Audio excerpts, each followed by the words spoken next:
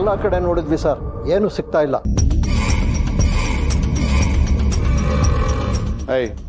ಸರಿ ನೋಡಿದೇನೋ ಎಲ್ಲ ಕಡೆ? ಹ್ಞೂ ಸರ್, ನೋಡಿದೆ.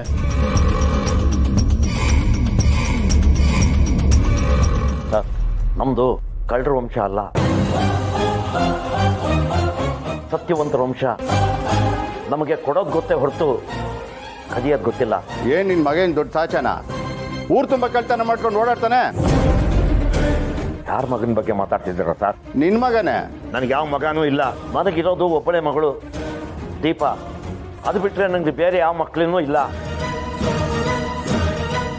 ಈ ಮಾತಿಗೇನು ಕಡಿಮೆ ಇಲ್ಲ. ಒಂದ್ ವೇಳೆ ನರಸಿಂಹನೇ ತಗೊಂಡಿದ್ರೆ ಒದ್ದು ಒಳಗಾಗ್ತೀನಿ ಸರ್. ಹಾಗೇನಾದರೂ ನಮ್ಮ ಮನೇಲಿ ಇಡಬೇಕಾದ್ರೆ ಅವನು ನಮ್ಮನೆ ಒಳಗೆ ಬರಬೇಕು. ತುಂಬ ವರ್ಷ ಆಯಿತು ಅವನು ನಮ್ಮನೆ ಒಳಗೆ ಬಂದೇ ಇಲ್ಲ. ನಿನ್ನೆ ನಮ್ಮನೆಗೆ ಯಾರಾದರೂ ಬಂದಿದ್ದಿದ್ರೆ ಗೊತ್ತಲ್ಲ ನನಗೆ ಹೇಳಿರ್ತಿದ್ಲು. ಹಾಗಾಗಿ ನಮ್ಮನೆಗೆ ಯಾರೂ ಬಂದಿಲ್ಲ. ಇದನ್ನೆಲ್ಲ ಎಲ್ಲಿಡ್ಲಿ? ಆ ರೂಮಲ್ಲಿ ಇಡ್ಲಾ? ಹೌದಾ ವತ್ಸಲ ಅವ್ರೆ, ನಿನ್ನೆ ನಿಮ್ಮ ಮನೆಗೆ ಯಾರು ಬರಲಿಲ್ವಾ?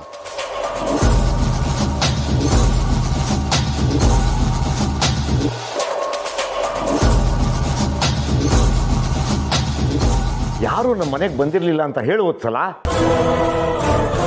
ಇಲ್ಲ ರೀ, ನಿನ್ನೆ ಸಾಹೇಬ್ರ ಮಗಳು ಮನೆಗೆ ಬಂದಿದ್ರು.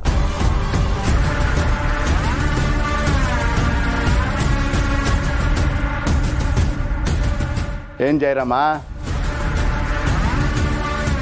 ಸಾಹೇಬ್ರ ಮಗಳು ನಮ್ಮ ಮನೆಗೆ ಬಂದಿದ್ದೀನ ನೀನು ನನ್ಗ್ಯಾಕೆ ಹೇಳಲಿಲ್ಲ?